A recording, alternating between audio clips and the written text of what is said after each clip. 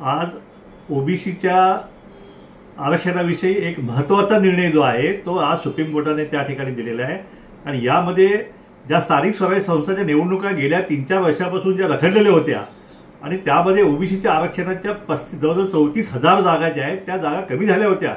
त्यामुळे ओबीसी समाजातील फार मोठं संकट जे आहे ते संकट निर्माण झालं होतं। परंतु आजच्या सुप्रीम कोर्टाच्या निर्णयामुळे ते संकट आता दूर झालेलं आहे। 2022च्या आधीची परिस्थिती म्हणजे 27% प्रमाणेच हे आरक्षण जे आहे आता ओबीसी समाजाला मिळणार आहे। आणि यामध्ये राजकीय आरक्षण जे आहे ते आता ओबीसी समाजाच्या कार्यकर्त्यांना ते घेता येणार आहे।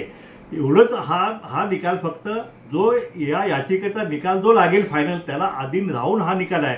पण तरी सुद्धा जे आहे जो काही निकाल झालेला आहे त्या निर्णयाचं आम्ही स्वागत करतो आणि त्यामुळे हा ओबीसी समाजाचा एक फार मोठा प्रचंड विजय झालेला आहे असं मी या ठिकाणी मानतो। मी सगळ्या ओबीसी समाजाचं मी सर्वप्रथम सगळ्यांचं अभिनंदन करतो। या ठिकाणी याची याचिका करते त्यांचं अभिनंदन करतो। वकील गोपाल शंकर नारायण, मॅडम इंदिरा जयसिंग यांनी जे आर्ग्युमेंट केलं आज आणि कोर्टाने निर्देश आणून दिलं की भाटिया कमिशनमुळे 34,000 जागा ज्या आहेत महाराष्ट्रामध्ये कमी झालेल्या आहेत आणि त्यामुळे एकही जागा कमी करता येणार नाही। निवडणुका 4 आठवड्यामध्ये जाहीर करा आणि 4 महिन्यामध्ये निवडणुका घ्या अशा प्रकारचे स्पष्ट आदेश सुप्रीम कोर्टाने दिले।